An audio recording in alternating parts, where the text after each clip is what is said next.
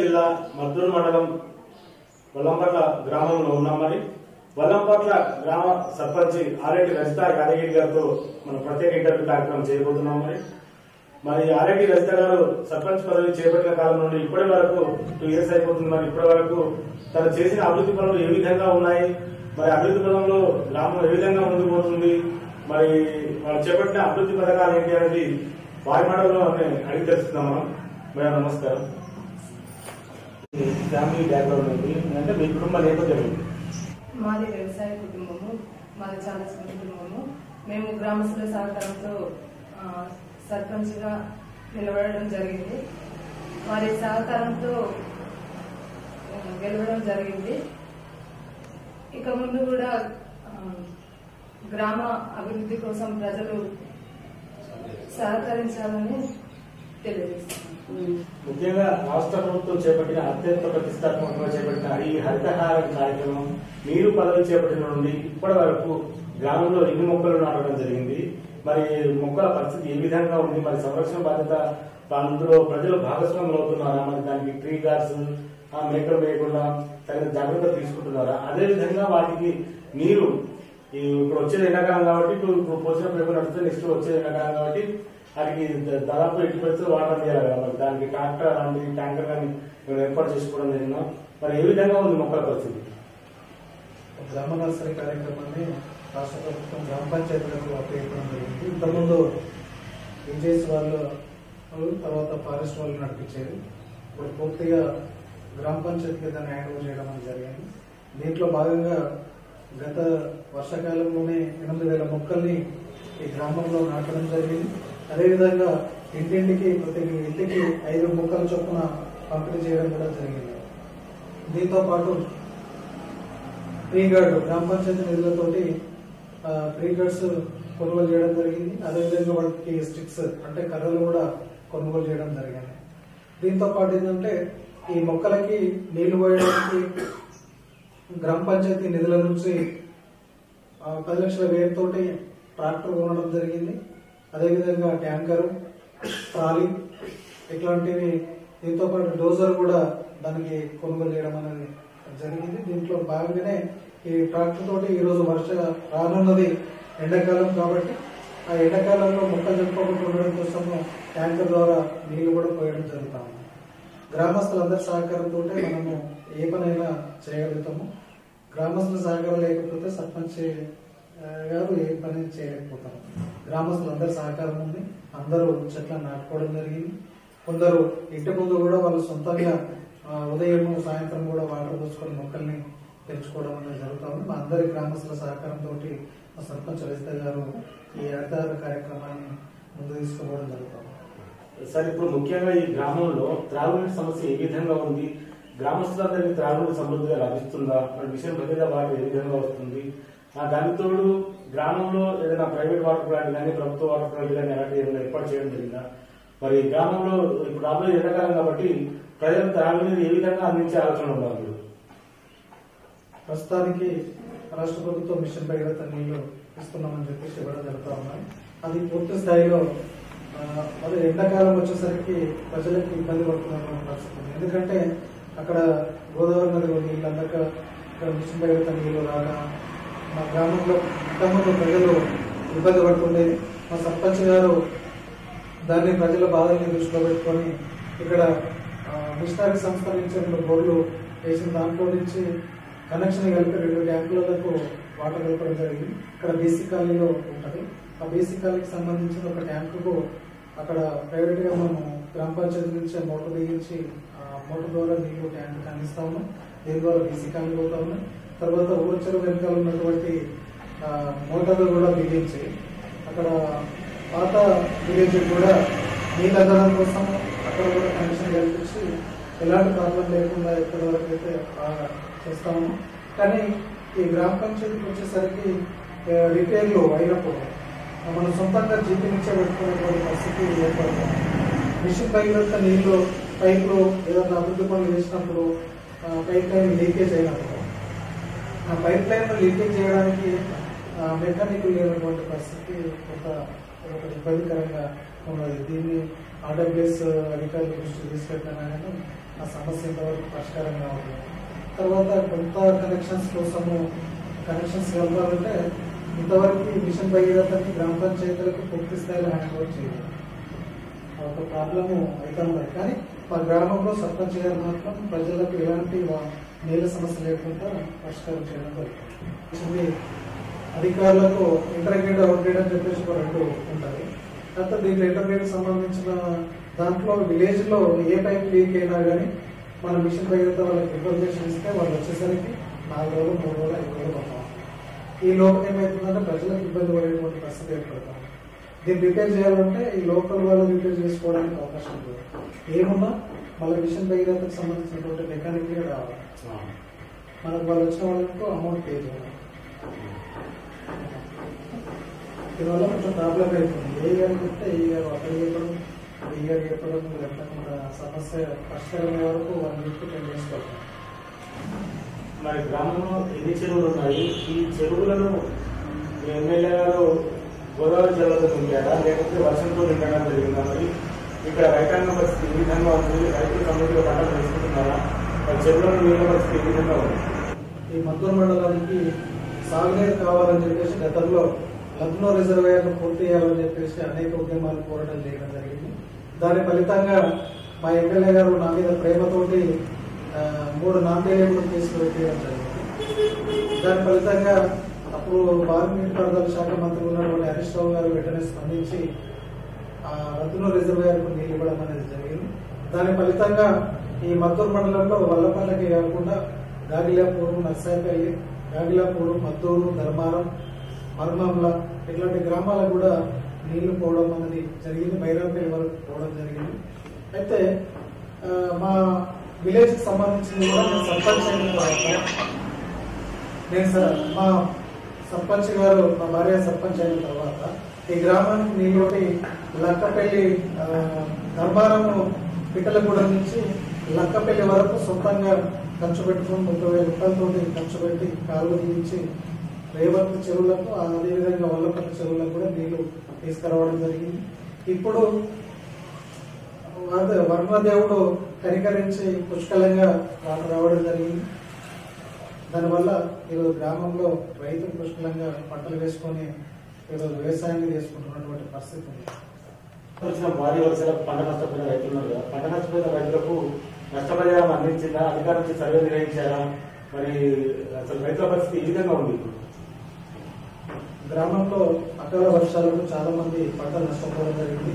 వరి పంట, పత్తి చేనులు, అదేవిధంగా ఇతరత్ర పంటలు కూడా భారీగా నష్టపోవడం జరిగింది. వీటి మీద వ్యవసాయ అధికారులకు సర్పంచ్ గారు చొరవ చూపి వ్యవసాయ అధికారులను పిలిపించి కూడా ఈ గ్రామంలో సర్వే నిర్వహించి పంట నష్ట పరిహారం రాసి పంపించడం అనేది జరిగింది. అదేవిధంగా గతంలో అగ్రికల్చర్ అధికారులు మండలంలో ఉండి పనిచేసేటువంటి వాళ్ళు, కానీ గ్రామానికి పిలిపించి 4 రోజులు 5 రోజులు ఇక్కడనే కూర్చుండబెట్టి ప్రతి పంటను రాపించి ప్రతి రైతుకు లాభం చేకూరాలనే ఉద్దేశంతో అందరి పేరు రాపించి పంపించడం జరిగింది. కానీ రాష్ట్ర ప్రభుత్వం దీని దృష్టిలో రాష్ట్ర వ్యాప్తంగా దీన్ని పెండింగ్ లో పెట్టినటువంటి పరిస్థితి ఉన్నది. ఇప్పుడు అధికారులు అయితే ఇప్పుడు రైతు బంధు ఇస్తా ఉన్నారు కాబట్టి పంట నష్ట పరిహారం ఇవ్వకపోవచ్చు. ఇది మా పరిధిలో లేదని చెప్పేసి వ్యవసాయ అధికారులు చేతులు పెట్టుకుంటున్న పరిస్థితి ఉంది. దీన్ని వెంటనే రాష్ట్ర ప్రభుత్వం స్పందించి ఈ ఎమ్మెల్యేషన్ చేయించి నష్టపరిహారం రైతులకు అందే విధంగా చూడాలని కోరుతాను. ఈ పంటలతో పాటు గ్రామంలో చాలా మంది పేదల ఇల్లు కూలిపోవడం జరిగింది. కొంతమందికి పూర్తిగా ఇల్లు నేలమట్టమైనటువంటి 2-3 ఇళ్ళు కూడా ఉన్నాయి. వాళ్ళకు కనీసం 1,00,000 నుంచి 2 లక్షల రూపాయలు నష్టపరిహారం ఇవ్వాల్సి ఉండగా అవి కూడా ఈ అధికారులు, రెవెన్యూ అధికారులు పట్టించుకునే పరిస్థితి లేదు.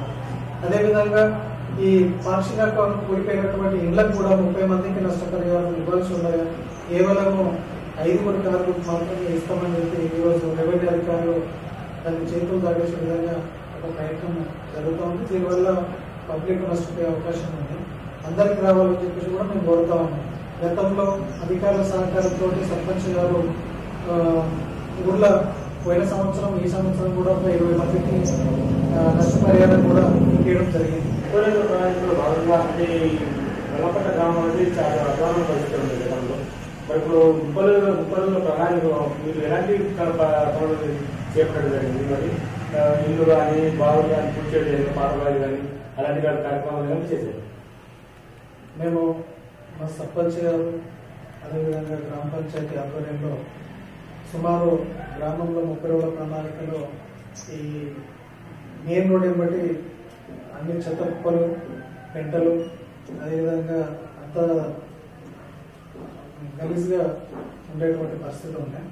ఇక్కడ నుంచి అక్కడ వరకు సుమారు ఆ పెంట కుప్పలే 300 కుప్పల వరకు ట్రాక్టర్లతో దీపించేసి రైతుల పొలాలకు కానీ, తర్వాత కొంత బయట పనికిరాని చెత్తతో తీసుకెళ్ళి బయట పోయించడం జరిగింది.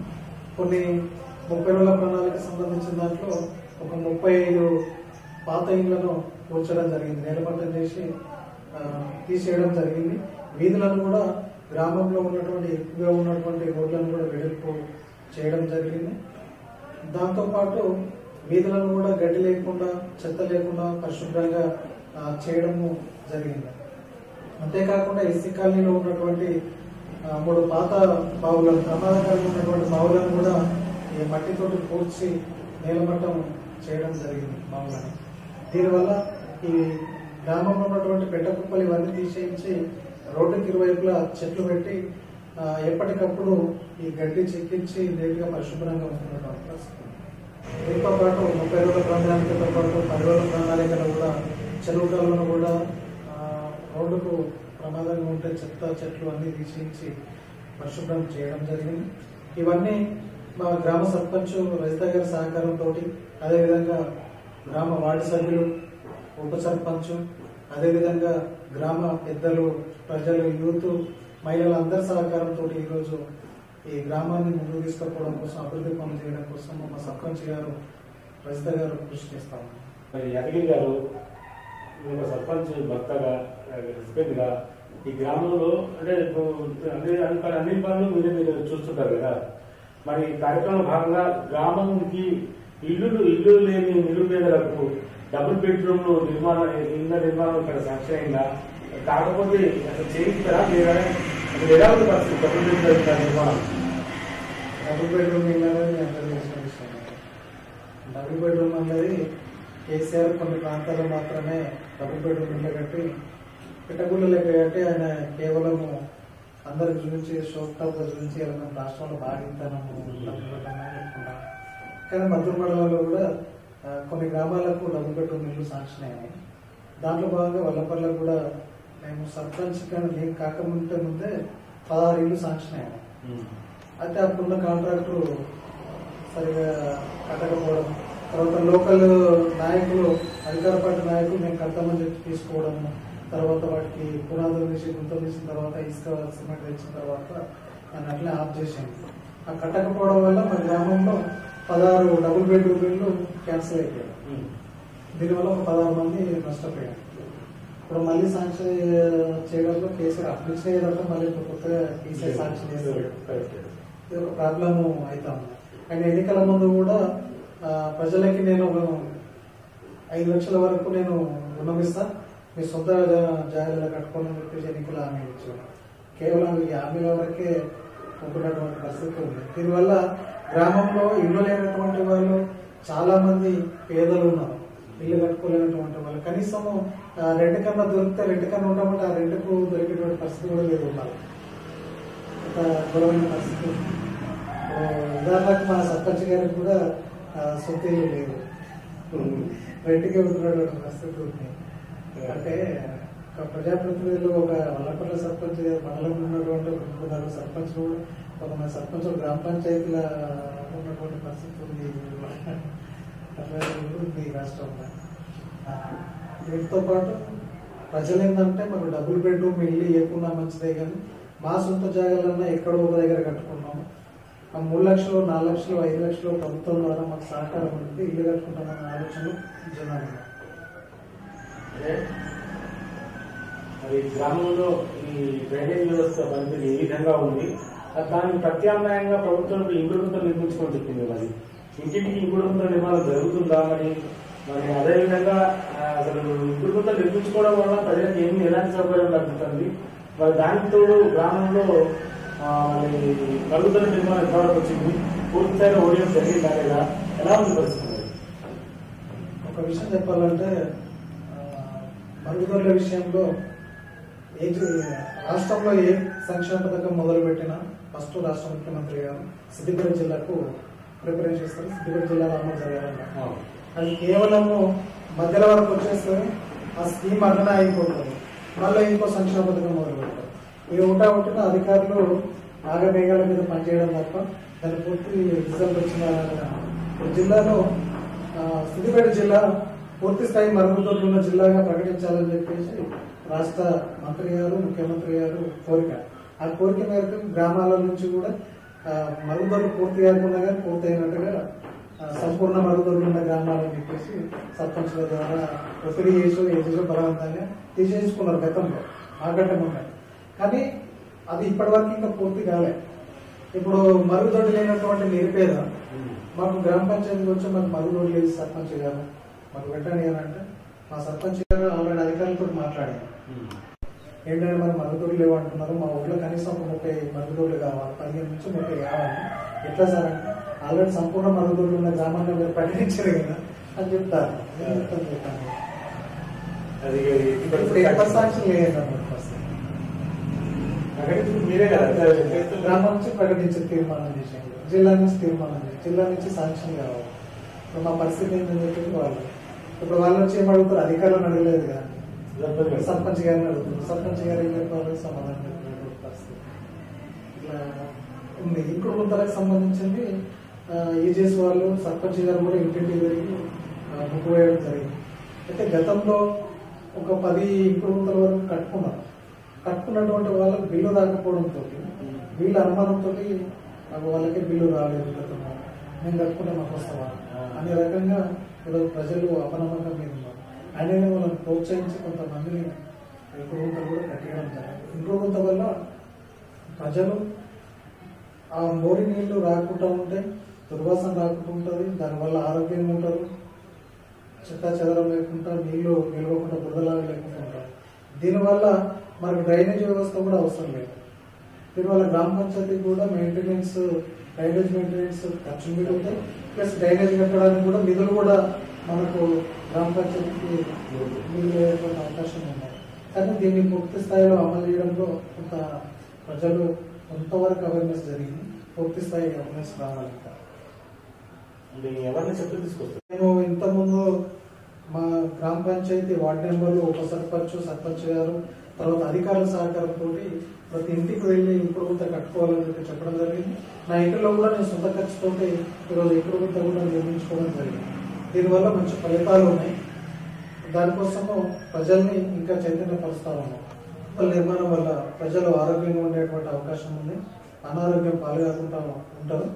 అందుకోసం ప్రతి గ్రామంలో ఉన్నటువంటి ప్రతి కుటుంబము మా సర్పంచ్ గారి ద్వారా నిధులు ఇప్పించడానికి మేము సిద్ధంగా ఉన్నాం. గ్రామస్తులందరూ మా ఇంకుడు గుంతలు మాత్రం ఖచ్చితంగా నిర్వహించుకుంటే మీరు ఆరోగ్యంగా ఉంటారు, గ్రామం కూడా పరిశుభ్రంగా ఉంటుంది, గ్రామం కూడా ఆరోగ్యంగా ఉంటుంది. విద్యుత్ సరఫరా ఏ విధంగా ఉంది, తదుపరి విధించడం జరిగిందా, మరి రాత్రులలో ప్రజలు తిరగడానికి లైట్ వెళ్తున్నాయో ఎలా ఉంది పరిస్థితి? ఇప్పుడు అజిత గారు సర్పంచ్ అయిన తర్వాత అంతకంటే ముందు 3 ఫేస్ లైన్ ఒకటి ఊళ్ళో నేను ఊళ్ళోకి ఉండేది. దానివల్ల ప్రజలకు కోతులు ఇవ్వడం వల్ల కరెంట్ సమస్య బాగా వస్తుండేది, లో వోల్టేజ్ సమస్య ఉండేది. తర్వాత ఈ విద్యుత్ దీపాలు కూడా ఇప్పటికీ ఉండకపోతున్నాయి. గతంలో ఉన్నటువంటి వాళ్ళు సంక్రాంతికి దసరాకు ఒకసారి బల్బులు వేసేటువంటి పరిస్థితి ఉన్నాయి. కానీ ఇప్పుడు రైతు గారు సర్పంచ్ అయిన తర్వాత గ్రామంలో ఈ థర్డ్ ఫేజ్ వైర్ మొత్తము లైన్ ఉంచడం జరిగింది. ప్రతి పోలుకి విద్యుత్ దీపము వెలిగించడం అనేది జరుగుతూ ఉంది.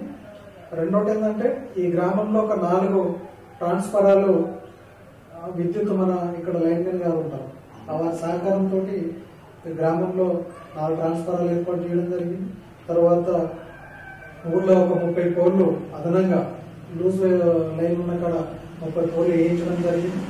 దీంతో పాటుగా కొన్ని టెంపుల్లకు కూడా సొంతంగా పోల్ వేయించి లైట్లు కరెంట్ సప్లై కూడా చేయడం జరిగింది. దీనివల్ల ఊర్లో ఇప్పటికీ కరెంట్ సమస్య లేకుండా ఉన్నాం. దానివల్ల ఒక 6 months కరెంట్ సమస్యతో చాలా ఇబ్బంది పడేటువంటి పరిస్థితి ఉంది. ఎండాకాలంలో పీస్ వైర్ పోవడం, వైర్ అంతా బ్లాస్ట్ కావడం, ఇదంతా జరుగుతుంది. కేవలం బ్లాస్ట్ అవుతా ఉన్నాం. దీన్ని ఏం చేసినామంటే మొత్తం తీయించేసి ఒక రోజు వచ్చి మొత్తం ఇక్కడే కూర్చొని లైన్ అంతా తీయించేసి కొత్త లైన్ ఎక్కించి సెట్ చేయడం జరిగింది. 20 వరకు మాకు ఇనుప స్తంభాలు ఉన్నాయి. ఆ ఇనుప స్తంభాల నుంచి ప్రమాదం వస్తుందని చెప్పేసి ఒక లెటర్ పెట్టినాము. దాని ప్లస్ లో సిమెంట్ పోల్ కూడా వేయడం జరిగింది. అయితే దీన్ని తీయడానికి విద్యుత్ అధికారులు కూడా లెటర్ పెట్టినాము. దీన్ని తొలగిస్తామని చెప్పి వాళ్ళు కూడా చెప్పాము. త్వరలో అది కూడా తీసేస్తాము. ఈ రాష్ట్ర ప్రభుత్వం ప్రవేశపెట్టిన ప్రభుత్వ సంక్షేమ పథకాలు ఏవైతే అనేక రకాల సంక్షేమ పథకాలు ఉన్నాయి. ఈ సంక్షేమ పథకాలని ప్రజలకు చేరువయ్యేలా మీరు మీ సర్పంచ్ రజిత గారి ఆధ్వర్యంలో మీరు ఒక లీడర్ గా, గ్రామానికి లీడర్ గా ఉన్నారు కదా, మరి ఈ గ్రామస్తులకు చేరువయ్యేలా ఈ సంక్షేమ పథకాలని ఎలా అందిస్తున్నారు, మరి ఎలా అందుతున్నాయి ప్రజలకు? సంక్షేమ పథకాలు అంటే రాష్ట్రంలో ప్రతి సంక్షేమ పథకం ఎట్లా అమలవుతుందనేది ఒకరికి తెలుసు, మీకు తెలుసు, మాకు తెలుసు. కానీ ఇలా సంక్షేమ పథకాలు పూర్తి స్థాయిలో ప్రజలకు చేరువయ్యే విధంగా మేము సర్పంచ్ అయిన తర్వాత 25 మందికి రజిత గారు అధికారులతో మాట్లాడి కళ్యాణ లక్ష్మి ఇప్పించడం జరిగింది. ఇంతకుముందు పెండింగ్ ఉంటుంది, ఆ పెండింగ్ ఉన్నాయని 25 క్లియర్ చేయడం జరిగింది. తర్వాత మొన్న కొంతమంది పెన్షన్లు కూడా ఏర్పాటు చేసుకుని అందించడం జరిగింది. ఇంకా మిగతా ఇంకా సంక్షేమ పథకాలంటే కేవలం ఇంతే తప్ప ప్రభుత్వం నుంచి ఎవరొచ్చినా లోన్ మనకి ఏమో లోన్ ఇవ్వమని చెప్పి ఎస్సీ కార్పొరేషన్ లోన్ ఉంటుంది, బీసీ కార్పొరేషన్, తర్వాత పెన్షన్ లేవక డీల్ అవుతాం. సర్పంచ్ అయినా ఒకసారి కొన్న రామలింగ రెడ్డి గారు చనిపోవడం వల్ల ఆ ఎన్నికల గురించి అని ఒకరోజు సైట్ ఓపెన్ చేస్తే అక్కడ ఒక 16 పెన్షన్లు వచ్చినాయి. పెన్షన్ కేవలం అర్హులై ఉన్నటువంటి వాళ్ళకి కూడా 2 సంవత్సరాల నుంచి సైట్ ఓపెన్ చేయకుండా పెన్షన్ ఇవ్వట్లేదు. కొత్త పెళ్లి అయినటువంటి వాళ్ళు ఉన్నారు, రేషన్ కార్డు లేనటువంటి వాళ్ళు ఉన్నారు. వీళ్ళకి ప్రభుత్వం ద్వారా 2.5 సంవత్సరాల నుంచి అసలు రేషన్ కార్డు ఈ గ్రామానికి రాష్ట్ర ప్రభుత్వము అసలు పెన్షన్ ఇవ్వట్లేదు, రేషన్ కార్డు ఇవ్వట్లేదు, ఎస్సీ కార్పొరేషన్ రుణాలు లేవు, బీసీ కార్పొరేషన్ రుణాలు లేవు, మైనార్టీ కార్పొరేషన్ రుణాలు లేవు. కేవలం రైతు బంధు ఆ రైతు బంధుకు సంబంధించినది కూడా కేవలం మీకే రైతు బంధు ఇస్తాము. ఇప్పుడు నష్టపరిహారం లేదు, ఏమనంటే రైతు బంధు అంటాను. రైతులకు సబ్సిడీ విత్తనాలు లేవు, సబ్సిడీ పనిముట్లు లేవు, ఏం లేకుండా కేవలము నీరుగా చెప్పే విధంగా చేస్తా ఉన్నారు. సర్పంచ్లో కేవలము ముండ్ల మీద నడకలాగా ఈరోజు కాలం తీసుకున్న పరిస్థితి ఉంది. ఇప్పుడు ఏమున్నా గ్రామంలో సర్పంచ్ అడుగుతారు, ఏం చేస్తారా అంటే సర్పంచ్ ఏం చేస్తారో అంటారు. కానీ రాష్ట్ర ప్రభుత్వం ఇస్తుందా ఇతరులు ఎవరు పేదలకు సర్పంచ్ నుంచి వేస్తా కనీసం నాకు ఒక పెన్షన్ పెట్టలే, రేషన్ కార్డులు పెట్టలే అని సామాన్యుడు సర్పంచ్ అడుగుతాడు. అప్పుడు ఎమ్మెల్యేని అడగలేదు. ఈ సర్పంచ్ ఎమ్మెల్యేని అడిగితే ఎమ్మెల్యేల పరిస్థితి కూడా దరిద్రంగా ఉన్నారు. రాష్ట్ర ప్రభుత్వం ప్రజలకు ఏం చేస్తున్నాము, తెలంగాణ రాష్ట్ర ప్రజలకు చాలా చెదోడు వాళ్ళుగా ఉంటున్నాం, వారికి ఏం సాయం కావాలో అందిస్తామని చెప్పుకుంటుంది కదా. మరి ఈ ప్రజల పరిస్థితి ఇలాగా ఉంటే మరి ఎలా పరిస్థితి? మరి ఈరోజు కేవలం కేసీఆర్ రాష్ట్ర ముఖ్యమంత్రి గౌరవ ముఖ్యమంత్రి గారు కేవలం కాలయాపన చేయడం కోసం మాటలు చెప్పడం తప్ప చేతల్లో మాత్రం చూపించట్లేదు. రైతు బంధు, పెన్షన్లు తప్ప మిగతా ఎలాంటి కార్యక్రమాలు చేస్తలేరు. డబుల్ బెడ్రూమ్ ఇల్లు ఇస్తామని చెప్తాను. సిద్దిపేటలో 20,000 నర్సంపూర్లో డబుల్ బెడ్రూమ్ ఇల్లు కట్టి రాష్ట్రానికి అంతా ఇవి ఇక్కడ డబుల్ బెడ్రూమ్ ఇల్లు కట్టిస్తున్నామని గొప్ప చెప్పుకోవడానికి తప్ప ఇలాంటివి. నువ్వు గ్రామంలో ప్రతి గ్రామంలో సంక్షేమ దగ్గర పెన్షన్ లేనటువంటి వాళ్ళకి పెన్షన్ ఇవ్వాలి, రేషన్ కార్డు లేనటువంటి వాళ్ళకి రేషన్ కార్డు ఇవ్వాలి, ఇల్లు లేనటువంటి వాళ్ళకి ఇల్లు ఇవ్వాలి. కనీస సౌకర్యాలను పరిష్కరించడంలో కూడా రాష్ట్ర ప్రభుత్వం చాలా విఫలమవుతున్నటువంటి పరిస్థితి ఉంది. కారణం ఈరోజు రాష్ట్ర ప్రభుత్వం దగ్గర బడ్జెట్ లేదు, పైసలు లేవు. మేము ఇస్తామని చెప్పేసి పేపర్లో చెప్పుకోవడం తప్ప ఇంతవరకు ఎక్కడ చూపించింది. ఇవాళ గ్రామ పంచాయతీలో చూస్తే అధ్వానంగా ఈరోజు రాష్ట్రంలో ఉన్నటువంటి సర్పంచులు ఇప్పటికి 3 సర్పంచులు ఆత్మహత్య చేసుకున్నారు. అప్పులపాలు అంటే ఎన్నికలలో ఖర్చు పెట్టి అప్పులపాలేది కాదు. గ్రామంలో 2 సంవత్సరాల నుంచి రాష్ట్ర ప్రభుత్వం నిధులిస్తుంది, మేము డెవలప్ చేద్దామని చెప్పేసి సీసీ రోడ్లో మోరీలో పెట్టి ఈరోజు అప్పులపాలు మిత్తిరి గట్టలేక చనిపోయినటువంటి పరిస్థితి ఉంది. ఏదో అంటే ఉరుకుల గుర్రానికి తాకుడుగాల రోగం కట్టినట్టు గుర్రానికి ఉరుతుందని చెప్పేసి ముంగటికాయలు కెంటకాయలు తాడు పెడతాం. అదేవిధంగా ఇలా సర్పంచులకు ముందుకు పోకుండా ఉప సర్పంచ్లకు చెక్ పవర్ ఇచ్చి సర్పంచ్లకు ఉన్నటువంటి పవర్స్ మొత్తం కట్ చేసినటువంటి పరిస్థితి ఉంది. ఇక ఏ సర్పంచ్ని కదిలించినా అంత అధికార పార్టీ సర్పంచ్ల ముందు దుబాకలు చూసినాం. ముంగట లీడరు కారు కోటేయమంటే వెనక లీడర్లు ఏమో మీ ఇష్టం రా బాబా అనేటువంటి పోయేటువంటి పరిస్థితి ఇలా కేసీఆర్కి వచ్చింది. అంటే ఆయన రాష్ట్రంలో ఫామ్ హౌస్ వదిలిపెట్టాలి. ఫస్ట్ ఫామ్ హౌస్ వదిలిపెట్టి బయటకు వచ్చి సామాన్యుడు ఎంత ఇబ్బంది పడతాడు, ఒక ప్రజాప్రతినిధి ఎంత ఇబ్బంది పడతాడు అనేది చెప్పాలి, చూడాలి. తెలుసుకున్నప్పుడు మాత్రమే అది అవుతుంది. కానీ ఇలా మామూలుగా వ్యతిరేకత ఈరోజు రాష్ట్ర ప్రభుత్వం మీద లేదు, చాలా దారుణమైనటువంటి వ్యతిరేకత వచ్చింది. ఇలా ప్రతిపక్షమనే కాదు, అధికారంలో ఉన్నటువంటి సర్పంచులు, అధికార పార్టీ సర్పంచులు కూడా బాధపడుతున్నటువంటి పరిస్థితి ఉంది. కనీసం సింగిల్ ఛాయ్ లేనటువంటి తాగలేనటువంటి పరిస్థితి ఉంది. ఇలా మా సర్పంచ్ గారు పొద్దున లేస్తే బయటకు పోయి పత్తి ఏరుకుంటుంది, వ్యవసాయం చేసుకుంటారు. అంటే అట్లాంటి పరిస్థితిలో ఉన్నటువంటి పరిస్థితి ఉంది. చాలా మంది సర్పంచులది కూడా అదే ఉంది. అందుకోసము ఈ రాష్ట్ర ప్రభుత్వం కేవలం మాటలు చెప్పడం తప్ప చేతల్లో మాత్రం జీరోగా ఉన్నదని గ్రామ పంచాయతీకి నిలుస్తారన్నమాట. నువ్వు ఇచ్చే నిధులు ఏమన్నా గ్రామానికి ఏమైతుంది, సిబ్బంది జీతాలకు కరెంటు బిల్లులకు సరిపోతుంది. ఇలా వచ్చినటువంటి నిధులను సర్పంచ్కి సంబంధం లేకుండానే ఎవడో ఏదో పని చేసిపోతాడు. నాకు బిల్లు రావాలని చెప్పి వాళ్ళు చెట్టు పట్టుకొని వస్తారు సర్పంచ్ దగ్గర. మేము చెట్లు పంపిణీ చేసిన ఊళ్ళకు హరితహారంలో వేలకు డబ్బులు పెట్టి నర్సరీలు పెట్టి ప్రభుత్వ ధనాన్ని ఖర్చు పెట్టి చెట్లు పెంచిన తర్వాత అధికారులు ఎక్కడో కాంట్రాక్టర్ దగ్గర చెట్లు కొనుక్కొచ్చి 100 రూపాయల చెట్లు 200 అని చెప్పి బిల్లు కొట్టుకొచ్చి మీకు 50,000 బిల్లు అయితే మీరు సంతకం పెట్టాలంటారు. సంతకం పెట్టకపోతే మిగతా దాంట్లో కట్ చేస్తారు, ఇబ్బంది పెట్టడం, బిల్లు రాకుండా చేయడం, అట్లాంటివి చాలా ఉన్నటువంటి పరిస్థితి. అది 2 రూపాయల కర్రకు 10 రూపాయల బిల్లు పెడతారు. అంతా అన్ని వాళ్ళే తీసుకొచ్చి పంపిణీ చేసి సర్పంచ్ల మీద బిల్లు పెట్టు, సంతకాలు పెట్టు అంటే ఏడుకెళ్ళి సర్పంచ్ ఉన్నది ఎందుకు? కనీసం కూడా పైప్ లైన్ అతకడానికి మాకు అర్హత లేదు. మిషన్ భగీరథ గురించి అతకాల అతకపోతే సర్పంచ్నే ఊరోడు తింటారు, జనాలు తింటారు. ఎట్లా సాధ్యం చెప్పండి? ఏ పవర్స్ ఉన్నాయి? సర్పంచ్ పవర్లు ఇచ్చిన పెట్టడం తప్పని గ్రామ పంచాయతీలో చట్టం తీసుకొచ్చిన పంచాయతీ చట్టం ప్రకారం అంటారు. అన్ని ఇలా దుర్మార్గంగా ఉండేటువంటి పరిస్థితి. ఏమంటే మెమోలు ఇస్తామనంటారు, సస్పెండ్ చేస్తామంటారు. ఇట్లాంటి దౌర్భాగ్యమైనటువంటి పరిస్థితి ఉంది. కొన్ని సందర్భాలలో సర్పంచ్లు నిరుత్సాహానికి గురై ఎందుకు ఈ మాటలు వేయడం, సర్పంచ్ పదవి పేరుకి తప్ప ఏం పని చేయాలన్నటువంటి వాస్తవాలు చెప్పాలంటే నా పరిస్థితి నేను చెప్తున్నా. నేను సర్పంచ్ కాక, మా భార్య సర్పంచ్ కాక ముందుకు నేను ఒక ఉద్యమ పార్టీలో సిపిఎం పార్టీ మండల కార్యదర్శి ఉంటూ నేను గొర్రెల మేకల పెంపకందారుల సంఘం వరంగల్ జిల్లా అధ్యక్షుడిగా పనిచేసిన, ప్లస్ కోఆపరేటివ్ సొసైటీ ఉమ్మడి వరంగల్ జిల్లా డైరెక్టర్ గా పనిచేస్తా ఉన్నా. నేను సర్పంచ్ కాక ముందుకు పెన్షన్లు, రేషన్ కార్డులు, లోన్లు అనేక రకాలుగా ప్రజలకు సేవలు అందించిన ఒక అధికారంలోకి వచ్చి కుర్చీలోకి వచ్చిన తర్వాత ఏ పని చేయలేకపోతున్నామని చెప్పి ఒక సిగ్గుపడుతున్నాను. ఒక దుర్మార్గమైనటువంటి పరిస్థితి. అసలు నాకు ప్రజలకి ఊర్లోకి పోవాలంటే ముఖం లేకుంటున్నారు. ఏం చేయకపోతే ఏం ముఖం చూస్తాం జనాలకి? అంత ఘోరమైనటువంటి పరిస్థితి. సర్పంచ్లు నేనే ఇంత సిగ్గుపడుతున్నా అంటే ప్రజలకు మిగతా వాళ్ళ ఏం సమాధానం చెప్తాను? నేను ఒక సర్పంచ్ గా ప్రజలకు 100% సేవ చేయాలి, నా గ్రామాన్ని అభివృద్ధి చేసుకోవాలని చెప్పి చేస్తాను. కానీ ఎంత దుర్మార్గం అంటే ఏం పని చేయలేకపోతున్నాం. ఎవరు చూస్తారండి? చెట్లు పెట్టినావా, నువ్వు చెట్టు పెడితే నాకేం ఉపయోగం అంటాడు, నువ్వు అది చేస్తా నాకేం ఉపయోగం అంటాడు. నాకేమైంది చెప్పు వ్యక్తిగతంగా? నాకు పెన్షన్ పెట్టించినావా, రేషన్ కార్డు పెట్టించినావా, నాకు ఇల్లు వచ్చిందా, నాకు లోన్ వచ్చిందా? ఇలా మరి నువ్వు కనీసము పిల్లలకు ఉద్యోగాలు ఇస్తున్నావంటే ఉద్యోగాలు, ఉపాధి కల్పిస్తున్నావంటే ఉపాధి లేదు.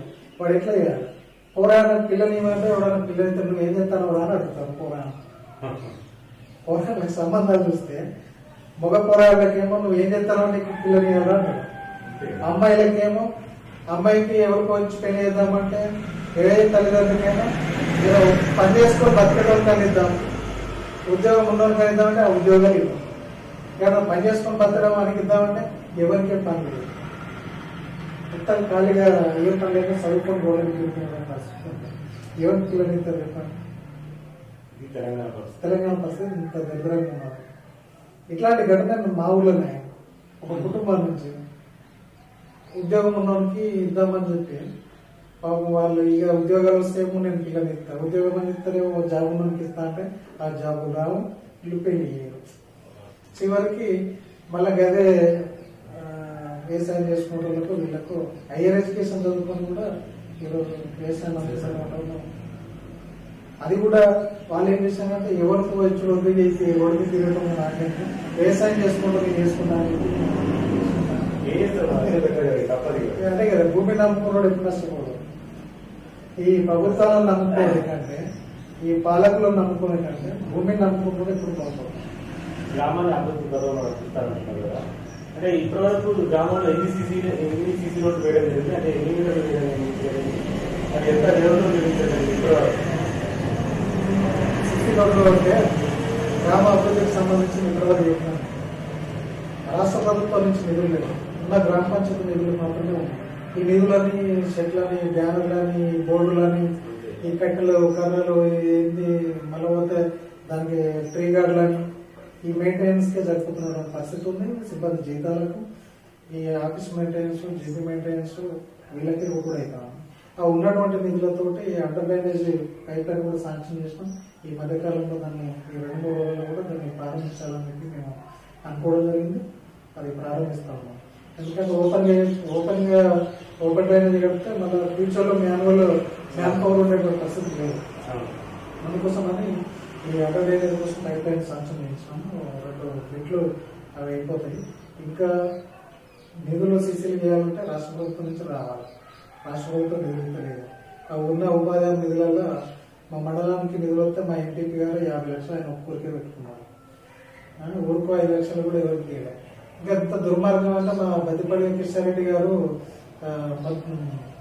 మధుర్ ఎంపీ, ఆయన కేవలం ఆయనకే 50 లక్షలు పెట్టుకున్నాం. మా ఊరికి అయితే 5 లక్షలు కూడా ఇవ్వాలి. అంటే ఈయన అధికార పార్టీ కాదే కదా. అంటే అంత దుర్మార్గంగా ఉన్నారు. అంటే తినడం తినాలి, వేసుకున్నట్టు వేసుకోవాలి తప్ప గ్రామాలకు అభివృద్ధి చేయాలనే ఆలోచనలో ప్రజాప్రతినిధులు ఎంపీలు కానీ ఎమ్మెల్యేలు కానీ ఎక్కడ లేనటువంటి పరిస్థితి ఉంది.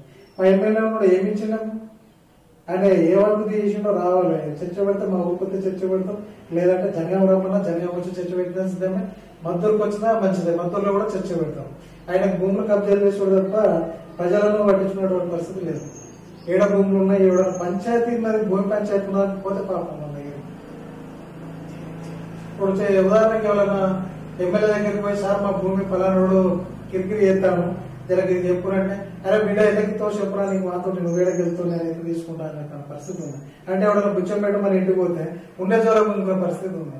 ఇలా చర్యల మత్తడి భూమి చూసినాం మనం. పాపం వాళ్ళు ఎప్పుడో 400 సంవత్సరాల కింద కట్టిన చెరువు అది. ఎన్ని రోజుల నుంచి మరి ఎవరికి శక్తి లేదు, ఎవరికి దమ్ము లేదు ఆ భూమిలో కన్స్ట్రక్షన్ కట్టడానికి. ఈయన ఒక్కడే ఉంటా. ఈయన బినామీ పేరుతోటి 2016లో కండిషన్ దాని మీద 2016లో ముస్లిం పేరు మీదకి వెళ్ళి ఒక రెడ్డి పేరు మీదకి మార్చిండు. రెడ్డి పేరు మీద మార్చిన తర్వాత 2018లో ఎలాంటి రికార్డు లేకుండా వాళ్ళ బిడ్డ పేరు మీద తులజాభవన్ రెడ్డి పేరు మీద కన్స్ట్రక్షన్ పర్మిషన్ గ్రామ పంచాయతీలో తీసుకున్నాడు. అది తీసుకున్న తర్వాత ఇప్పుడు 2020లో ఆయన బిడ్డ పేరు మీద 1270 గదాలు, తర్వాత ఇంకో ప్రసాద్ ఆయన పేరు మీద ఇంకొక పేరు మీద 1270 గదాలు చేసినాడు. చేసి ఇలా అక్రమంగా అలా కన్స్ట్రక్షన్ కట్టడం కోసం ప్లాన్ చేసింది. ఆ కన్స్ట్రక్షన్ కడితే చెరువు మొత్తం నీళ్ళు ఎడిపోతే జనాలు తిడతారు కదా, ఆ జనాలు తింటే సిగ్గుపోదు అని చెప్పి ఏం చేసిండు, ఆయన సొంత ఖర్చుతోటి నేను చెల్ల నీళ్ళన్నీ మత్త నీళ్ళు ఒడనీకి రాకుండా నేను పక్కకు మళ్ళీ ఇస్తానని చెప్పి ఒక కాలువ దుకాణం పెట్టాను. ఆ కాలువ 50 లక్షలు శాంక్షన్ అయిందని చెప్పి ప్రజల కోసం పెట్టాను. ఆ శాంక్షన్ లేదు పాడలేదు. దీని మీద మేము ఇరిగేషన్ డిపార్ట్మెంట్ సీని అడిగితే శాంక్షన్ ఎక్కడదాన్ని మా దగ్గరకు వచ్చి నేను సొంతంగా 50 లక్షలు ఖర్చు పెడతాను వర్క్ చేసుకోవడానికి అనుమతి ఇవ్వాలని చెప్పేసి వాళ్ళని బెదిరించినారు. దానికి ఒక టెండర్ లేదు, దానికి ఎస్టిమేట్ లేదు, ఏది లేదు. అది కాలం నాటి పంపించి ఇక్కడ చుట్టూ గొడవ పెట్టుకున్నాడు. దీనికి కొంతమంది భజన చేస్తున్నారు. అరే వీళ్ళకి బుద్ధి ఉండాలని అడుగుతా, ఎందుకు ఈ ఎమ్మెల్యే ఎన్ని రోజులు ఉంటాడు, ఇంకో 2 ఏళ్ళు అయితే తీసి అవతల పడితో ప్రజలకు పోయి అవతల పడతారు. ఇక వీళ్ళు ముళ్ళ మోసుడు వీళ్ళు పట్టేలా ఉందా, వీళ్ళు ఎమ్మెల్యే ఉందా, మళ్ళా ఆయన పోయిన తర్వాత వీళ్ళు జనాలలో ఏం మొక్క పెట్టుకుని తిరుగుతారు. ఆయన ఆక్రమించుకుంటే ఆయన వీళ్ళకి ఏమైనా వస్తుందా, ఏం రాదు. దయచేసి వాళ్ళు కూడా ఆలోచించాలి. టీఆర్ఎస్ లీడర్లు ఫ్యూచర్ వీళ్ళకు ఉన్నది, భవిష్యత్తు వీళ్ళకు ఉంటుంది. ఇలా మా మధుర ఎంపీ గారు పోయి ముంగడ నిలబడి ఏం చేయాలి అట్టేట్టుంటుందని మళ్ళీ నిలబడి కట్టించినారు. జనాలంతా గొడవపడతాయి. అరే రేపు మళ్ళీ ఎమ్మెల్యే పోటీ చేసేది, రేపు భవిష్యత్తులో అవకాశం వస్తే యువకుడు మంచోడు మళ్ళీ నాకు అవకాశం వస్తుంది. కానీ గదే చూసుకోవాలి కదా నీకు జనం. ఇప్పుడు ఎమ్మెల్యే చేంజ్ అయితేనే నీకు మాట్లాడినట్లు పదవులు ఇద్దరవచ్చు, వాళ్ళు పైసలు ఇద్దరవచ్చు. ఆయన పోయిన తర్వాత ఈయన దరిద్రంగా ఉండదు పరిస్థితి. అది ఆలోచన, రాజకీయ ఆలోచన అనేది ఖచ్చితంగా అందరికీ ఉండాలి. భవిష్యత్తును ఆలోచించాలి. నేను ఏదో వ్యక్తిగత విమర్శించడం అనేది కాదు, ప్రజల అవసరాల కోసము. అది టెనెన్సీ కింద 1980లో వెలుగులోకి ఇచ్చినప్పుడు కూడా వాళ్ళు చేరేల ప్రజల కోసము ఇక్కడ ఏ నిర్మాణం లేదు, మా ఊరికే ఇచ్చేస్తున్నామని చెప్పి వాళ్ళు ఇచ్చేసాను. అంగడి జరుగుతుంది ప్రతి మంగళవారం, గోదలంగా జరుగుతుంది. పేదోళ్ళు డబ్బులు పెట్టుకుని బతుకున్న పరిస్థితి. ఇది ఖచ్చితంగా ఆలోచించాల్సినటువంటి విషయం. ఈయన అర్థ సంబరాలు అల్లుడు దానం చేసినట్టు మన మీడియాలో చెప్తాను. నేను 1000 గజాలు దానం ఇచ్చిన, నువ్వు చెల్లింది దానం, అది ప్రజల సొమ్ము, ప్రజల సొమ్ము నువ్వే ఆక్రమించమని చెప్తాను. దాన్ని నేను గుర్తించడానికి చెప్పాలి. దుర్మార్గమైన విషయం. ఈ చర్యల మద్దతులతో పెట్టుకుంటే భద్రమే. ప్రజాకాల సొమ్ములో ఓడిపోయిన నువ్వు పెడతాను కదా, ఇది పరిస్థితి ఉన్నది. ఇది దయచేసి ఇది ప్రజలందరూ ఆలోచించాల్సినటువంటి విషయం.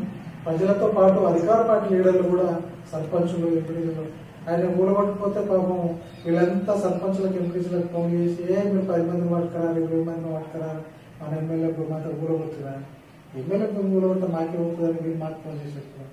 మా ఇజ్జత్ తీస్తారు వీళ్ళ అంటే అధికారం ఉంది కదా అని చెప్పి నువ్వు ప్రజల సొమ్ము ఉన్నోడు మస్తు మంది ఉన్నారు వాళ్ళ దగ్గర ఉంచుకో, కోటించుకోవాలి. 5% అయితే ఈ ప్రజల సొమ్ము తింటే ఎప్పుడైనా నష్టం. అది దాన్ని ఆలోచించాల్సినటువంటి విషయం.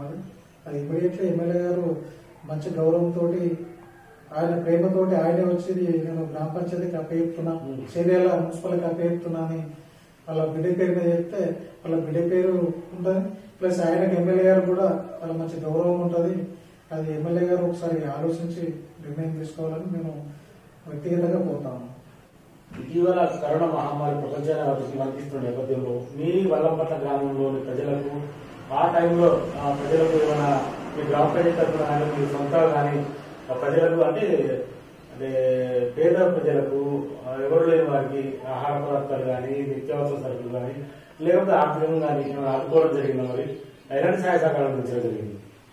గ్రామంలో మా సర్పంచ్ గారు లాక్డౌన్ సందర్భంగా గ్రామంలో కరోనా రావద్దని చెప్పేసి గ్రామ పొలిమేరలో ఫెన్సింగ్ కూడా వేయడం జరిగింది.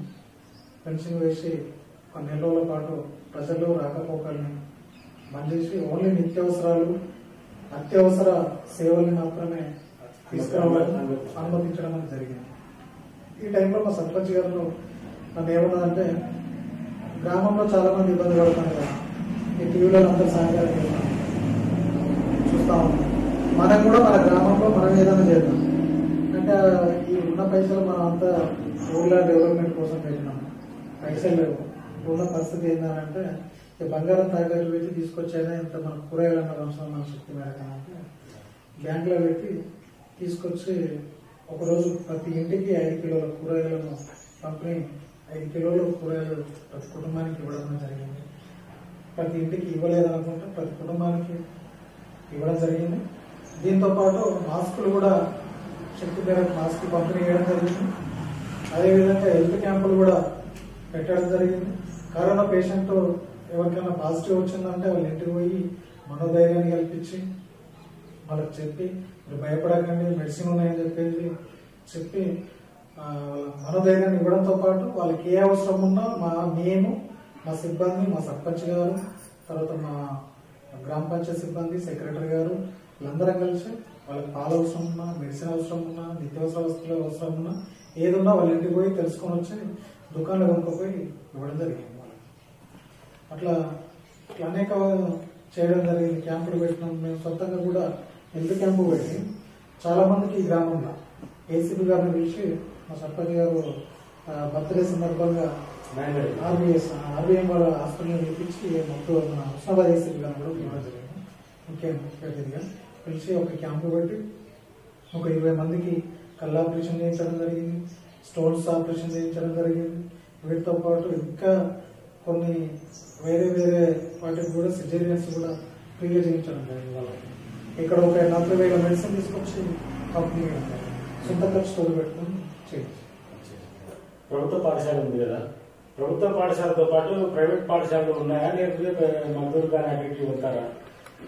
లేకపోతే ఈ పిల్లలు ఏదైతే ఉన్నారో ప్రైవేట్ పాఠశాల వరకు మొగ్గు చూపకుండా ఆ గ్రామంలోని పాఠశాలలో ఇంగ్లీష్ బోధన స్టార్ట్ చేయడం జరిగిందా? మరి ఈ పిల్లలు ప్రభుత్వ పాఠశాల ప్రభుత్వ పాఠశాల వైపు మొగ్గు చూపడానికి తల్లిదండ్రులకు ఏమైనా అవేర్నెస్ కల్పిస్తున్నారు మీ గ్రామస్తులంతా కలిసి మీ సర్పంచ్ గారు ఆధ్వర్యంలో?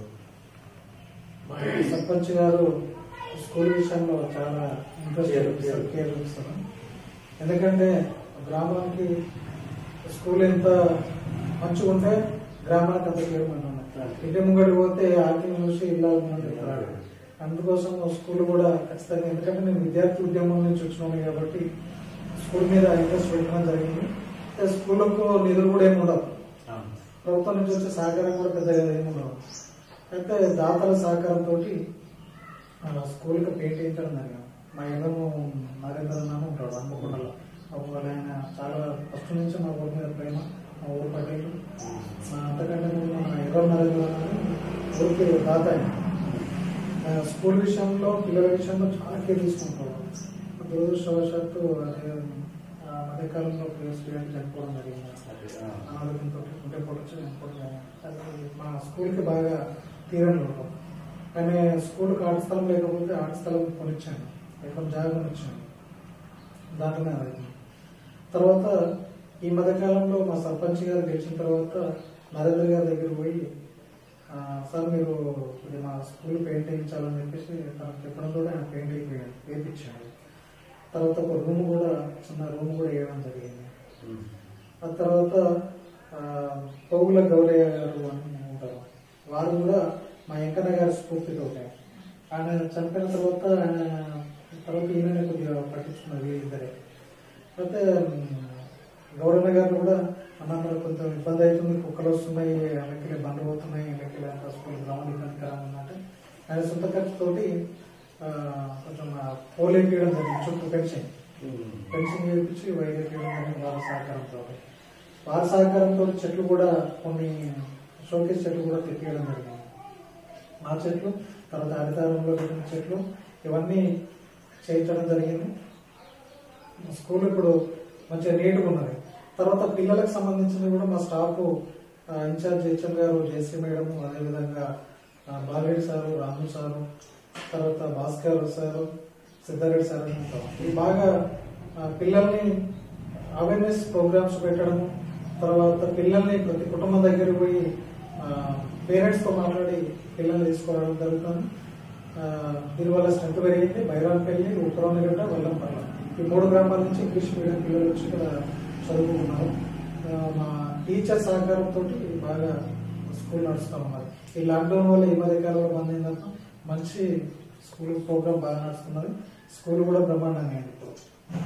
యాదగిరి గారు, అంటే మీ కుటుంబం సిపిఎం పార్టీకి చెందిన కుటుంబం. మరి సిపిఎం పార్టీలో కొనసాగుతూ ఇప్పుడు సర్పంచ్ పదవి చేపట్టడం జరిగింది. మీ వైఫ్ గారు పదవి చేపట్టడం జరిగింది. మీరు ఒక లీడర్గా, సిపిఎం లీడర్గా మరి పదవి సర్పంచ్ పదవి కొనసాగుతున్న క్రమంలో ఈ ఎమ్మెల్యే గారు కానీ ఎంపీపీ గారు కానీ అంటే అధికార పార్టీ నాయకులు మీకు ఎలాంటి సహాయ సహకారం అందించడం జరుగుతుంది, ఎలా ముందుకు సాగుతున్నారు మరి? ఈరోజు గెలిచిన తర్వాత 2 సంవత్సరాల కాలంలో ఈ మండలంలో ఏకైక సర్పంచ్గా ఉన్నటువంటి పరిస్థితి ఉంది. ఎటువంటి వీళ్ళని ఇబ్బంది పెట్టాలనేది ఎమ్మెల్యేకి ఉంటుంది, ఎమ్మెల్యే గారికి ఉంటుంది, అధికార పార్టీలకు ఉంటుంది. ఎటనే పెట్టి ఉన్నీకరీడ ఊడగొట్టాలి అనేది ఉంటుంది. నేను పార్టీ మండల కార్యదర్శిగా గొర్రెల మేకల పెంపకదారుల సంఘం సిద్దిపేట జిల్లా కన్వీనర్గా చేస్తాము. ప్రజలతో నిత్యము అనునిత్యం ప్రజలతో సంబంధాలు ఉండి ప్రజలలోనే ఎదుర్కొన్నటువంటి పరిస్థితి ఉంది. ఇంతకుముందు చెప్పిన ఉపాధి హామీ వచ్చే నిధులు సెంట్రల్ గవర్నమెంట్ నుంచి వచ్చే నిధులు అత్త సొమ్ము వాళ్ళు దానం చేసినట్టుగా ఉన్న పైసలను తీసుకపోయి ఆయన ఊరు పెట్టుకుంటాడు. ఒక ఎంపీడీసీకి ఇయ్యడు, సర్పంచ్లకు ఇయ్యడు, అధికార పార్టీలకు వాళ్ళకు కూడా 5 లక్షలు మాత్రమే ఇచ్చారు. కేవలం మొత్తంగా కూడా ఎక్కించినటువంటి పరిస్థితి లేదు. ఆ 5 లక్షలు కూడా వల్లంపల్లికి ఇవ్వద్దని చెప్పారంటే వల్లంపల్లికి ఇవ్వలేదు, ఇచ్చేటువంటి పరిస్థితి లేదు. ఈ 2 సంవత్సరాల కాలంలో 6 నెలలు చెక్ పవరే లేదు. ఈ చెక్ పవర్ వచ్చిన తర్వాత మనం అధికార పార్టీలను మన ఇబ్బంది పెట్టాలని చెప్పి 2 ఏళ్ల నుంచి అసలు సర్పంచ్ చేసినటువంటి పనుల మీద సంతకాలు పెట్టకుండా ఒక సర్పంచ్కి పంచాయతీలు పెట్టించి ఒక సర్పంచ్ సంతకాలు పెట్టకుండా ఇబ్బంది పెట్టిన పరిస్థితి. ఈ మధ్య కాలంలో కొంచెం ఆయనతో మాట్లాడి సరే ఇప్పుడు ఊళ్ళోనైతే ఇప్పటిదాకా నేను సమస్యలు రాకుండా చూసుకున్నా. ఇక ప్రజలందరూ కలిసి మొన్న 2 చేశాను. ఎమ్మెల్యే గారు చేస్తలేరు. నేను అంతేవిధంగా మొన్న నేను ఒడ్ల పొలకి గెలిచినప్పుడు రైతులందరూ బిడ్డలు ఏం చేయకు మాకు బైరం పెళ్ళిపోయి ఎండల వానలు పడుకోవాల్సి వస్తుంది, ఒడ్లని పోసి రేవర్లు పడుకోవాల్సి వస్తుంది తెలంగాణ. ఒడ్ల పొలకి శాంక్షన్ చేశాక ఐకేపీలతో జిల్లాధికారులతో మాట్లాడి కేంద్రం శాంక్షన్ చేయించడం జరిగింది. దాన్ని క్యాన్సిల్ చేయించే ప్రయత్నము ఒకటి కుట్రలు చేస్తున్నటువంటి ప్రతి అభివృద్ధి పనులను అడ్డుకోవడం కోసం సర్పంచ్ ఇబ్బంది పెట్టాలని చెప్పేసి ఒక ప్లాను ప్రయత్నము చేస్తూనే ఉన్నాను. అది ప్రజల నుంచి ఎక్కడ తిప్పికొట్టాలనేది మాకు తెలుసు. మా ప్రజలేం ఒప్పుకోవు. అధికార పార్టీ పేరు చెప్పుకొని ఇవ్వాలా, కనీసం నువ్వేం చేసినావు మా ఊరికి చెప్పు, మా ఊరికి కాదు మండలానికి ఏం చేసినావు చెప్పు. ఏం లేనటువంటి పరిస్థితి నువ్వు ఏం చేయకుండా ఉన్నా మేము కిందలో మీదలో వాడి మా ఊరికి మా ఊరు ప్రజలు ఇబ్బంది పడద్దని నేను ఏదో చేసుకుంటా అంటే నేను పైసలు అడిగినమ్మా, నిధులు అడిగినమ్మా, అడిగితే ఇచ్చేంత దాన్ని నీకు లేదు, ఇచ్చేంత శక్తి కూడా నీ దగ్గర లేదు. ఎమ్మెల్యేకున్నా ఇప్పుడు ఎమ్మెల్యేకే గ్రాంట్ లేవు, ఆయన ఓట్లాడు తీసుకురామని. ఇప్పుడు ఎమ్మెల్యే గ్రాంట్ లేకనే ఈ పైసలు ఎట్లా రావాలని చెప్పి భూములను కబ్జా ఉన్నవాడు. దీనికంటే అధికార పార్టీ అంతా ఎక్కువ ఈ ఎంతవడ ఉన్న కూడా ఏమి ఇయ్యడు ఆయన. అది పరిస్థితి ఉంది. ఇట్లా ఇబ్బంది పెట్టేటువంటి పరిస్థితి కూడా 2 సంవత్సరాల నుంచి చాలా ఇబ్బంది. డబ్బులన్నీ పెట్టి నిత్యలో ఇచ్చి బంగారం పెట్టి చూసినటువంటి పరిస్థితి ఉంది. ఇప్పుడు ట్రాక్టర్ పైసలు ఎక్కుతారే బండి ముంచుకుంటాను మా చాలా బాగా ఎక్కుతారు. నువ్వు పనికి పిలిచినావు బిల్లులు ఇస్తలేవు అంటాడు. జేసీ పైన వచ్చేసాయని ఏమన్నా గ్రామ పంచాయతీ కాడ కూర్చుంటాను నాకు బిల్లు ఇస్తలేవు అంటాడు. చెత్త తీసుకెళ్ళిపోయిన వాళ్ళు కూలీలో వెళ్తే కూలీలో చిన్న కూడా కూర్చొని ఏమైంది బిడ్డగా పైసలు లేకపోతుంది. సర్పంచ్ ముంగడ మొగడ అయ్యేది ఎట్లా చేసి ఏడాది బిడ్డ అంటాడు. బయట ఇంకా ఇవాళ సర్పంచ్ వెళ్ళకుండా మీద మంది పని పిలిచి పైసలు ఇస్తారు అన్నమాట. ఇంకా ఇట్లాంటి సమస్యలు చాలా ఉంటాయి. ఇట్లాంటి అడ్డుకునే పరిస్థితులు చాలా జరుగుతున్నాయి. రాబో కాలంలో దీని ప్రణాళిక మేము కూడా రూపొందించుకుంటున్నాం. ఎందుకంటే ఎన్ని రోజులు ప్రజల్ని మభ్యపెట్టలేము కదా. అందుకోసమని ఈ అధికారులు చేసేటువంటి విధానాలు ఏవైతే ఉన్నాయో, అధికార పార్టీ నాయకులు చేసేటువంటి విధానాలు ఏవైతే ఉన్నాయో, ప్రజల్ని మోసపుచ్చేటువంటి విధానాల మీద భవిష్యత్తులో ఒక ప్రణాళిక ప్రకారము ఈ ప్రభుత్వం మీద, అధికార పార్టీ నాయకుల మీద, వీళ్ళ అవినీతి మీద బట్టబయలు చేసి దీన్ని ఒక ఉద్యమాన్ని ప్రారంభించడం కోసం ప్రణాళిక కూడా రూపొందించుకుంటున్నాం. ఇటీవల కురిసిన అకాల వర్షాలకు పంట నష్టం జరిగింది. సమృద్ధిగా వాటర్ వచ్చింది కానీ పంట నష్టం జరిగింది. మరి ఇప్పుడు రైతుల పరిస్థితి ఏ విధంగా ఉంది? మరి పంటలు సక్రమంగా తీసుకున్నారా? మరి ఎలా ఉంది రైతుల పరిస్థితి? రైతుల పరిస్థితి ఆందోళనటువంటి పరిస్థితి. ఎంత వర్షాలు పడ్డా ఎంత కాలమైనా కానీ రైతులకు పండించిన పంటకు గిట్టుబాటు ధర అనేది ముఖ్యమైనది. నువ్వు ఏ సంక్షేమ పథకాలు పెట్టమని రైతు అడగడం, నాకు ఇది కావాలి అది కావాలని కోరుకోవడం. నేను పండించినటువంటి పంట ఏదైతుందో దానికి తగిన రేటు పడ్డాయి, నా కష్టానికి ఫలితం దక్కుతుందని చెప్పేసి ఆలోచిస్తారు. కానీ ఇవాళ ఈ ప్రభుత్వంలో రైతులు ఆదుకున్న పరిస్థితులు లేదు. కేవలం ఒక రైతు బంధు విత్తనం అని చెప్పేసి అంటున్నారు. రైతు బంధు వీళ్ళ వ్యవసాయం భూముల మొత్తం వినియోగం చేతులకు వెళ్ళిపోయింది, భూస్వామ్యం చేతులకు వెళ్ళిపోయింది, ప్రజాప్రతినిధుల చేతులకు వెళ్ళిపోయింది. ఏమన్నా కొద్ది రూపం ముందే ఉన్నటువంటి పరిస్థితి. ఆ ఉన్నటువంటి ఎకరము 2 ఎకరాలు 3 ఎకరాలు 4 ఎకరాలు 5 ఎకరాల కంటే మించి అయితే రైతుల దగ్గర లేనటువంటి పరిస్థితి ఉంది. ఇప్పుడు ఏమొచ్చినా ఆ రైతు బంధుతోటే బతికేటువంటి పరిస్థితి లేదు. ఈ రైతులకు ఈ అకాల వర్షాలతో నష్టపోయారు. ఆ నష్టపోయినటువంటి పంటకు నష్టపరిహారం రాలేదు. రాకపోవడం వల్ల అట్లా నష్టపోయింది, ఇట్లా గిట్టుబడి ధర ఇట్లా నష్టపోయింది. కాబట్టి వాళ్ళు కోరుకునేది ఏంటంటే ఎప్పుడన్నా పంటలు ఈ కాలానుగుణంగా ఇప్పుడు పండినటువంటి పంట గిట్టుబడి ధరిస్తే రైతులకు న్యాయం జరుగుతుంది. వాళ్ళకి సబ్సిడీ రాయితీ ఇవ్వాలి. రైతు బంధు వల్ల పేద రైతులకు ఏమి ఉపయోగపడుతుంది? రియల్ ఎస్టేట్ దారులకు, భూస్వాములకు, లీడర్లకు ఉపయోగపడుతుంది. ముఖ్యంగా మీ సర్పంచ్ గారి ఆధ్వర్యంలో ఈ వల్లపట్ట గ్రామానికి సర్పంచ్ ఎన్నికైనప్పటి నుండి ఇప్పటి వరకు చేసిన అభివృద్ధి పనులు ఏ విధంగా ఉన్నాయి? కొత్తగా సీఎం కేసీఆర్ ప్రవేశపెట్టిన పథకాలు ఎలా అమలవుతున్నాయి?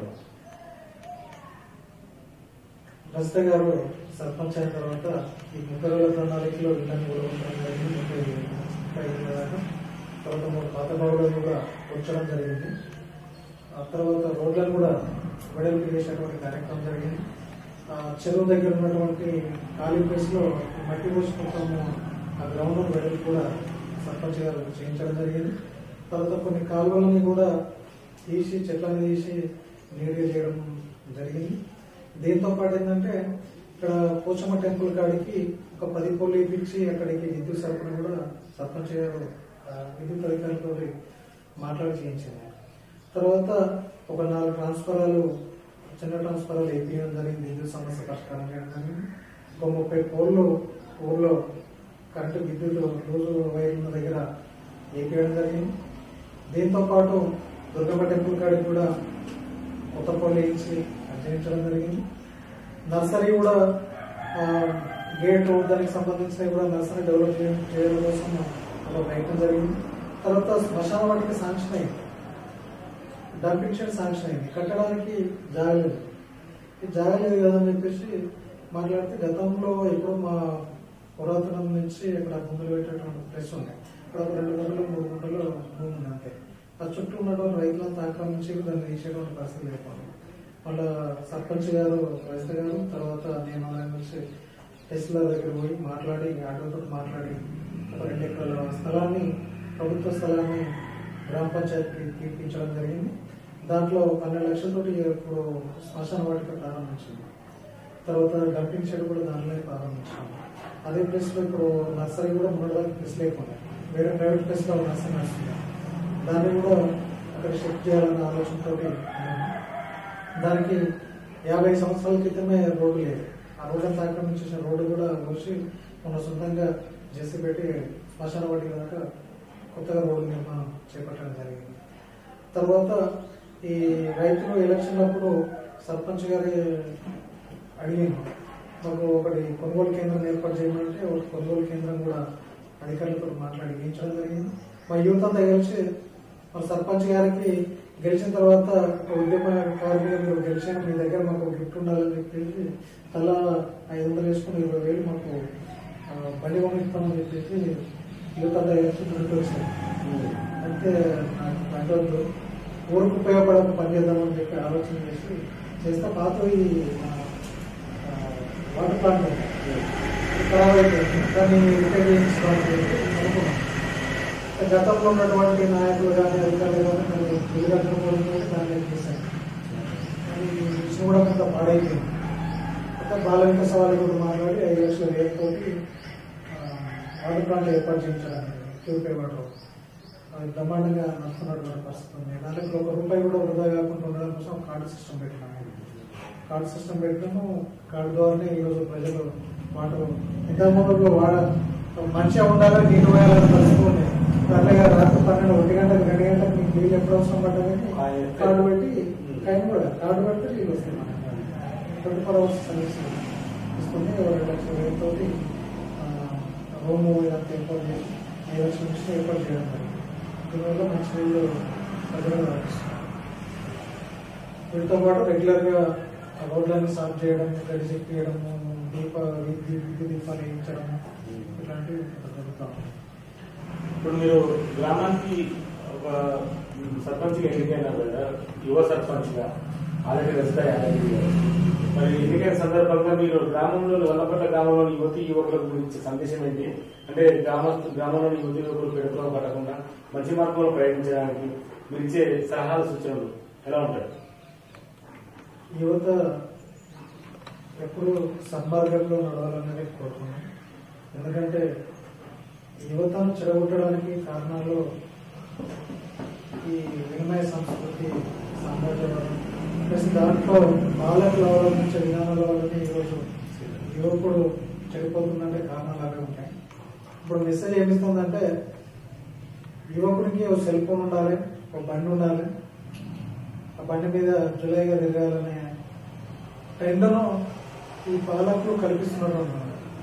ఆ యూత్ ఏమవలసిందంటే ఏవైపు నాకు బండి ఉండాలి, బండి మీద నేను తిరగాలి, ఒక ఫోన్ ఉండాలి, ఎంజాయ్ చేయాలన్న ఆలోచనతో ఉండడంతో పాటు నేను తాగాలి, తినాలి, నాకేమొస్తుంది అనే ఆలోచన చేయడం ఇట్లాంటివి యూత్లో బాగా ఈ వ్యవస్థ చొప్పిస్తున్నటువంటి పరిస్థితి ఉంది.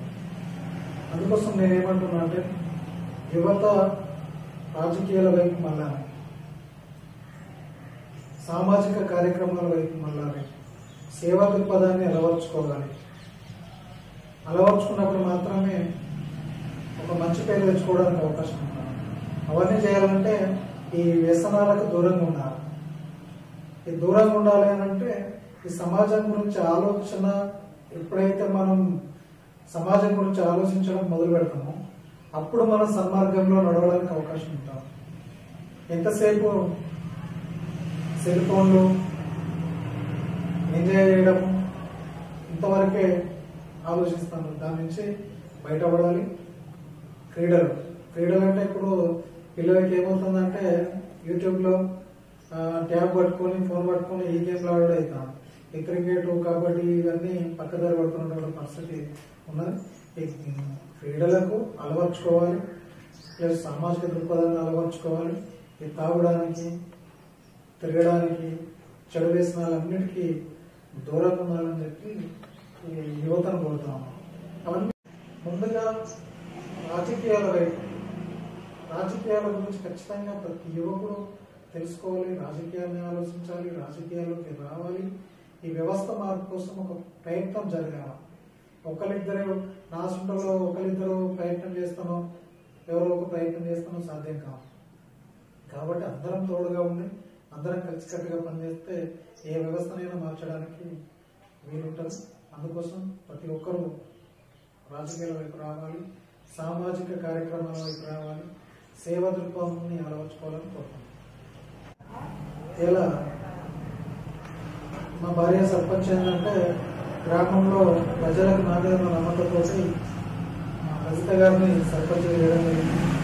మా అమ్మ నాన్న కూడా పేద కుటుంబం నుంచి అతి పేద కుటుంబం నుంచి వచ్చినటువంటి వాళ్ళ. ఇవాళ నేను 2006 డిఎస్ క్వాలిఫైడ్ హెచ్పిడి కంప్లీట్ అయిపోయాను. మా నాన్న చెప్పాడు, అరే ఉద్యోగం చేస్తే నువ్వు ఒక్కరిని బతవరు బిడ్డ, నువ్వు ఒక్కరినే బాగుపడతావు తప్ప ఇతరులకు ఏం సాయం చేస్తావు చెప్పు. నువ్వు ఉద్యోగం కంటే ఒక 10 మందికి సేవ చేసే దృక్పథం వైపు ఉండాలన్నా ఒక నాయకుని కావాలన్నా ఎంత ఎప్పుడూ 10 మందికి మనకు ఉపయోగపడే విధంగా ఉండాలని చెప్పేసి మా నాన్న ప్రోత్సహించడంతో ఈరోజు నేను ఒక సిపిఎం పార్టీలో ఎస్ఎఫ్ఐ కార్యకర్తగా స్టార్ట్ అయ్యి చేరల్ డివిజన్ ప్రెసిడెంట్ గా ఉమ్మడి వరంగల్ జిల్లా కమిటీ సభ్యులుగా పనిచేసిన, డివైఎఫ్ఐ యువజన సంఘంలో పనిచేసి మండలంలో చాలా గ్రామాల వారు కంప్లీట్ చేసి సారథికాలు బంద్ చేయాలి, కుటుంబాన్ని నిర్వీర్యం చేయాలి, నడిషాపులను బంద్ చేయాలని చెప్పి చాలా ఉద్యమాలు చేయడం జరిగింది. అప్పుడున్నటువంటి యువత కూడా డివైఎఫ్ఐలో నాతో పనిచేసినటువంటి వాళ్ళు, ఎస్ఎఫ్ఐలో పనిచేసి ఉద్యమాల్లో నాతో పనిచేసినటువంటి వాళ్ళు ఇలా మంచి మంచి పొజిషన్లో ఉన్నటువంటి కొంతమంది ఉద్యోగాలు ఐఆర్ ఉద్యోగాలు చేస్తున్నటువంటి, కొంతమంది సర్పంచ్లు అయిన మన మండలంలో ఎంపీసీలు అయినటువంటి పరిస్థితి ఉంది. జడ్పీటీసీలు కూడా జడ్పీటీసీ స్థాయి పోయినటువంటి వాళ్ళు కూడా ఉన్నటువంటి నాతో మిత్రులు. అంటే రాజకీయాల వైపు వచ్చినప్పుడు ఇలాంటి సేవ దృక్పథాన్ని మేము ఆలోచించుకున్నాం కాబట్టి ఇలా ఒక ప్రజాప్రతినిధిగా రాగలను. మీరు కూడా మీ అమ్మ నాన్నలు ఒక్కొక్కరు అమ్మ నాన్నకు ఒక్కొక్క కోరిక ఉంటుంది. నాకు కొడుకు ప్రయోజకుడు కావాలి, నా బిడ్డకు ప్రయోజకురాలు కావాలనే ఆశతోటి కోటి ఆశలు పెట్టుకొని వాళ్ళు మనల్ని ముందుకు నడిపిస్తూ ఉంటారు. అందుకోసం ఆ ఆశల్ని నెరవేర్చాలి అంటే అమ్మ నాన్నల ప్రేమ చూరగొనాలంటే వాళ్ళ కళను నెరవేర్చినప్పుడు మాత్రమే వాళ్ళు చేసినటువంటి వాళ్ళకు మనకి ఇచ్చినటువంటి జన్మకు సార్థకత ఉంటుంది. వాళ్ళు కూడా ప్రశాంతంగా జీవనము గడపడానికి అవకాశం ఉంటుంది. అప్పుడప్పుడు మా అమ్మ అంటుంటుంది, వాడిని అనవసరంగా నువ్వు జడగొట్టినావు, ఇక మంచి చదువుకున్నట్టు తీసుకపోయి నువ్వు ఉద్యోగాన్ని కానీ పాఠ్యాన్ని చేసినావు అని చెప్పి అంటుంటుంది. కానీ ఇలా మా నాన్న అంటాడు, మళ్ళీ ఇలా సర్పంచ్ అయిందంటే ఉంటానే ఇలా 10 మందికి ఉపయోగపడతాను, నువ్వు ఉద్యోగం చేస్తే ఏం చేసి చూడాలంటే అప్పుడు ఆమె నవ్వుతో సంతోషపడదు. సరే నువ్వు ఏం చేయకుండా ఏం బిడ్డ నేను సంపాదించిన ఆస్తుంది కదా, అది భూమిని నమ్ముకొని బతకాలి బిడ్డ అని చెప్తాను మా నాన్న. అందుకోసం ఆయన స్ఫూర్తితోటే నేను ముందుకు పోతున్నాం. ఆయన చేసినటువంటి విధానాలు, ఆయన నడిపించినటువంటి బాటలోనే ఈరోజు ఇప్పటికీ నేను కొనసాగుతున్నాను. భవిష్యత్తులో కూడా మా నాన్న నడుపుకున్నటువంటి బాటలోనే నేను నడుస్తా అని చెప్పేసి తెలియజేస్తా ఉన్నా. దీనికి అమ్మ నాన్నల ఆశయాన్ని, వాళ్ళ కోరికల్ని నెరవేర్చడం కోసం యువత, విద్యార్థులు, మహిళలు కూడా వీళ్ళంతా ముందుకు పోవాలని, వాళ్ళని గౌరవించాలని చెప్పేసి మేము కోరుతాం. సిద్దిపేట జిల్లా మద్దూరు మండలం వల్లపట్ల గ్రామ సర్పంచ్ ఆలటి లలిత యాదగిరి గారితో ప్రత్యేక ఇంటర్వ్యూ కార్యక్రమం. మరి రాబోయే రోజుల్లో ఎన్ని అవంతరాలు ఎదురైనా, ఎన్ని అడ్డంకులు ఎదురైనా కానీ సర్పంచ్గా కొనసాగిస్తామని చెప్పి చెప్తున్నారు. మరి అభివృద్ధి పథకాలు అమలు పరచడంలో కూడా ముందుంటున్నాం మేము. అధికారులకు మా అధికార పార్టీ ఎన్ని ఒత్తిడి తెచ్చినా కానీ ముందుకు సాగే ప్రయత్నం చేస్తున్నాం. మరి ఎవరైనా అడ్డంకులు ఎదురైనా ఏం చేసినా కానీ మేము మా వేళ మేము పోతాము, ప్రజల మనల్ని పొందుతాము, ప్రజాసేవ చేయడమే లక్ష్యంగా ముందుకెళ్తామని చెప్పేసి ఆల్రెడీ లలిత యాదగిరి గారు చెప్తున్నారు. మరి రాబోయే రోజుల్లో ఈ గ్రామం ఎలాంటి అభివృద్ధి పదంలో నడుస్తుందో, మరి ఏ విధంగా గ్రామ ప్రజలు అభివృద్ధి పదంలో ఈ గ్రామాన్ని, వల్లపట్ల గ్రామాన్ని చూడొచ్చారని వెచ్చుద్దాం. కెమెరా పర్సన్ క్రాంతితో శ్రీనివాస్, JMTV జనగాం.